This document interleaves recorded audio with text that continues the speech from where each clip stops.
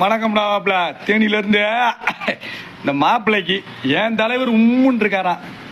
புலி பதுங்குதுன்னா பாயிறதுக்கு இன்னும் முடியல. ஒரு ஊழல் பண்ணது பூராமே சைக்கிளில் கொள்ளையடிச்சு பாதி பணம் அங்கிட்டு போய் லோக்கல் சைக்கிளை கொடுத்து 300 ரூபாய்க்கு கூட எடுக்க மாட்டாங்க. அந்த சைக்கிளில் எங்கள் கவர்மெண்ட் கொடுத்த சைக்கிளில் 300 ரூபாய்க்கு எடுக்க மாட்டேன் விலைக்கு.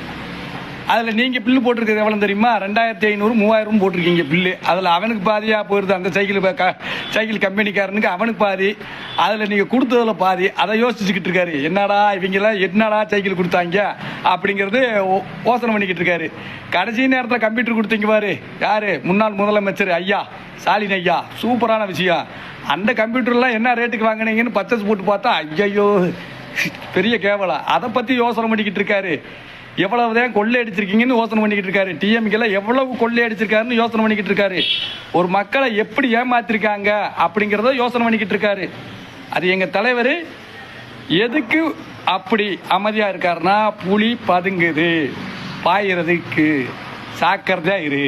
இனிமேலுதே வேலை. இப்பத்தே எங்க அமைச்சர் பூரா பேசிக்கிட்டு இருக்காங்க. அதனால ஃபர்ஸ்ட் தளபதிகளை பேச விட்டுட்டே எங்க தலைவரே பேசுவாரு. ஏன்னா எங்கள் அமைச்சர் ஊராமே ஒரு விஜய் நல்லா கேட்டுக்க பேசி வரட்டும். அதுக்கப்புறம் என் ஜிங்க எந்திரிச்சு பேசுவோம். அது தண்டியும் கொஞ்சம் அமைதியாக இருக்கணும்னு நான் ஆசைப்பட்றேன் மாப்பிள்ள. பார்த்துக்குருவான். அவர் ஏன் உம்முன்னு இருக்காருன்னு 2வது தெரியும் உனக்கு. அடுத்த வீடியோவில் வரும் பாரு. சிரிச்சிருவேன்.